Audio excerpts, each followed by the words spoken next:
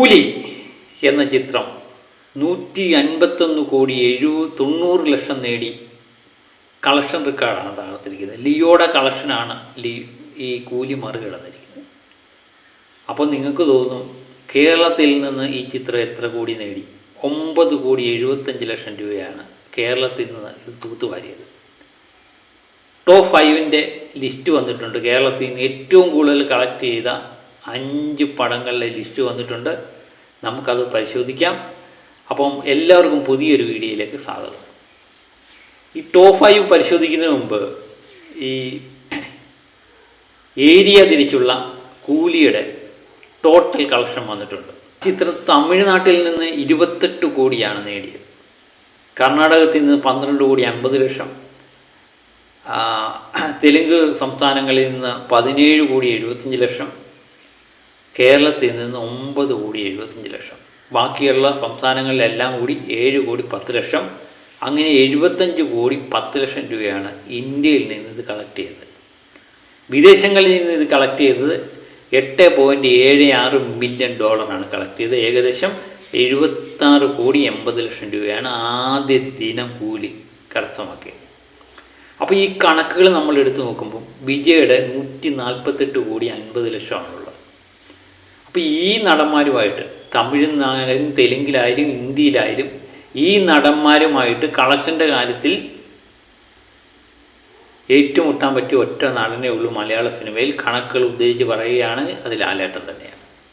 അപ്പം ലാലേട്ടനെ എത്ര വേണമെങ്കിലും വിമർശിച്ചു, പക്ഷെ വിമർശിക്കുന്നത് നല്ലതാണ്. പക്ഷേ ഈ കണക്കുകൾ പറയുന്നത് ലാലേട്ടൻ്റെ പവർ എന്ന് വേറെയാണ്. മലയാള സിനിമയിൽ ഈ അന്യഭാഷാ നടന്മാരോട് ഏറ്റുമുട്ടി വിജയിക്കാൻ ഒറ്റ നടനെ കഴിയൂ, അത് മോഹൻലാൽ മാത്രമാണ്. ടോപ്പ് 5 ലിസ്റ്റ് എടുത്ത് പരിശോധിച്ച് കഴിഞ്ഞാൽ അത് കൃത്യമായിട്ട് മനസ്സിലാകും എന്നുള്ളതാണ്. ലാലേട്ടൻ്റെ എമ്പുരാനാണ് ഒന്നാമത് കേരളത്തിൽ നിന്ന് ആദ്യ ദിന കളക്ഷൻ നേടിയ ചിത്രം. അത് 14,07,00,000 രൂപയാണ്. ഇത് 2025 സംഭവിച്ച കാര്യമാണ്. അതിനു മുമ്പ് ഒരു തമിഴ് ചിത്രം വിജയുടെ ലോകേഷ് കനകരാജ് സംവിധാനം ചെയ്ത ചിത്രമായിരുന്നു ഒന്നാം സ്ഥാനത്ത് നിന്നത്. 12 കോടി. സത്യം പറഞ്ഞ എൻ്റെ അമ്മോ, ഞാൻ ഈ 12 കോടി ലിയോടെയാണ് ഒന്നാം സ്ഥാനത്ത് നിൽക്കുന്നത് പറഞ്ഞ് എൻ്റെ മനസ്സുകൊണ്ട് ഞാൻ എപ്പോഴും ആഗ്രഹിക്കുന്നതാണ്. നമ്മൾ മലയാള സിനിമ ഇഷ്ടപ്പെടുന്നതാണ്. അന്നേരമൊക്കെ വിചാരിച്ചു ഒരു മലയാള സിനിമാ നടൻ്റെ ചിത്രമായിരിക്കണം ഒന്നാം സ്ഥാനത്ത് നിൽക്കണമെന്ന് മനസ്സുകൊണ്ട് ആഗ്രഹിച്ചു. അത് ഏത് ചിത്രങ്ങൾ ഹൈപ്പിൽ വന്നാലും നമ്മൾ ആഗ്രഹിച്ചു. പക്ഷേ ഒരു നടന്മാർക്കും അതിനടുത്തൊന്നും എത്താൻ പറ്റിയില്ല. പിന്നെ എത്താൻ പറ്റുന്ന ഒറ്റ നടനേ ഉള്ളൂ എന്ന് മനസ്സുകൊണ്ട് നമ്മൾ ചിന്തിച്ചതാണ്, അത് മോഹൻലാലാണ്. മോഹൻലാലിൻ്റെ ചിത്രങ്ങൾക്ക് മാത്രമേ ഈ കളക്ഷൻ, ഈ 12 കോടിയൊക്കെ ആദ്യ ദിനം നേടാൻ പറ്റത്തുള്ളൂ 100% ഉറപ്പായി. ഏതായാലും ആ പ്രതീക്ഷ കാത്തു. ലാലേട്ടൻ്റെ എമ്പുരാൻ 14,07,00,000 രൂപയാണ് തീർത്തത്. അങ്ങനെ ഒരു മലയാള സിനിമയുടെ തലപ്പത്ത് ഒരു മലയാള നടൻ തന്നെ വന്നു. വളരെ സന്തോഷമുള്ള ഒരു കാര്യമല്ലേ? അത് വിമർശിക്കുന്നവർ കാണും. ലാലേട്ടനോടോ അല്ലാതെ അദ്ദേഹത്തിൻ്റെ അഭിനയത്തോടോ വ്യക്തിവിരോധമോ ഒക്കെ തീർത്തുകൊണ്ട് പലരും വിമർശിക്കും. അതൊന്നും പറഞ്ഞിട്ട് കാര്യമില്ല, കണക്കുകളാണ് കഥ പറയുന്നത്. രണ്ടാം സ്ഥാനത്ത് നിൽക്കുന്നത് വിജയുടെ ലോകേഷ് കനകരാജ് ചിത്രമായ ലിയോയാണ്. 12 കോടി രൂപയാണ് ഇത് നേടിയത്. ഇപ്പോൾ മൂന്നാം സ്ഥാനത്ത് നിൽക്കുന്നതും ഒരു തമിഴ് ചിത്രമാണ്, കൂലി.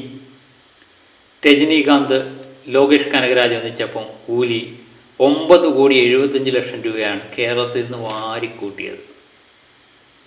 അപ്പോൾ നിങ്ങൾ വിചാരിക്കും നാലാമത് നിൽക്കുന്നത് ഒരു മലയാള ചിത്രമാകും എന്ന്. ഒരിക്കലുമല്ല. KGF ആണ് നാലാമത് നിൽക്കുന്ന ചിത്രം. അത് വാരിക്കൂട്ടിയത് 7,32,00,000 രൂപയാണ് കേരളത്തിൽ നിന്ന് വാരിക്കൂട്ടിയത്.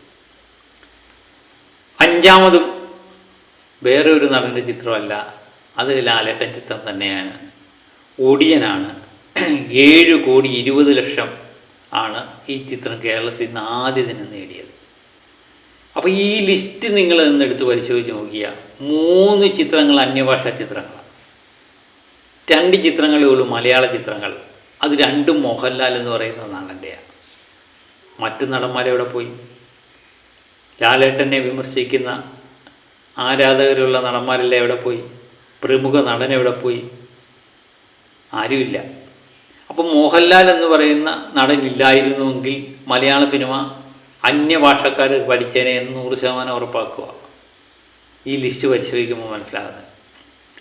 അപ്പോൾ ഈ റെക്കോർഡുകളെല്ലാം തിരുത്തി കൊടുക്കാൻ ഒരേ ഒരാൾക്ക് ഇപ്പം കേരളത്തിൽ കഴിയൂ, അത് മോഹൻലാൽ എന്ന് പറയുന്ന ആ ബ്രാൻഡിനാണ് എന്നുള്ളത് സമ്മതിക്കുക. അല്ലെങ്കിൽ മറ്റേതെങ്കിലും നടന്മാരെ തിരുത്തി കുറിക്കണം. ഇതിൻ്റെ 7 അയലത്ത് പോലും വേറെ ഒറ്റ നടന്മാരെത്തിയിട്ടില്ല എന്നുള്ളതാണ്. മോഹൻലാലിൻ്റെ 14,07,00,000 പകുതി പോലുമില്ല കേരളത്തിലെ ഒരു പ്രമുഖ നടൻ്റെ ആദ്യ ദിന കളക്ഷൻ. അപ്പം വേറെ നടന്മാരുടെ കാര്യമൊന്നും പറയാതിരിക്കുന്നില്ല. ആ അവസ്ഥയാണ് കേരളത്തിലെ നടന്മാർ. ഊറ്റം കൊള്ളാം, പക്ഷെ തരത്തോട് മാത്രം പാടുള്ളൂ എന്ന് ഈ ലിസ്റ്റ് നമ്മളെ കാണിച്ചു തരും. ഏതായാലും മോഹൻലാലിൻ്റെ ചിത്രം ഇല്ലായിരുന്നുവെങ്കിൽ സത്യം പറഞ്ഞാൽ എനിക്ക് ചിന്തിക്കാൻ പോലും വയ്യ അല്ലേ. എല്ലാ 5 ചിത്രങ്ങളും അന്യഭാഷ ചിത്രങ്ങളും വന്ന് നമ്മൾ മലയാള സിനിമ ഇറക്കിയിട്ട് കാര്യമൊന്നുമില്ലായിരുന്നു.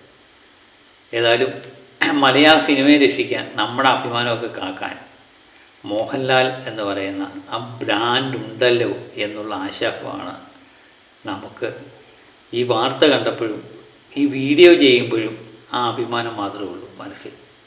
അപ്പം പുതിയൊരു വീഡിയോയുമായിട്ട് നാളെ വീണ്ടും എത്താം. എല്ലാവരും ഒന്ന് സപ്പോർട്ട് ചെയ്യണം. അപ്പോൾ മറ്റു വീഡിയോയുമായി എത്തും വരെ ഓക്കെ ബൈ.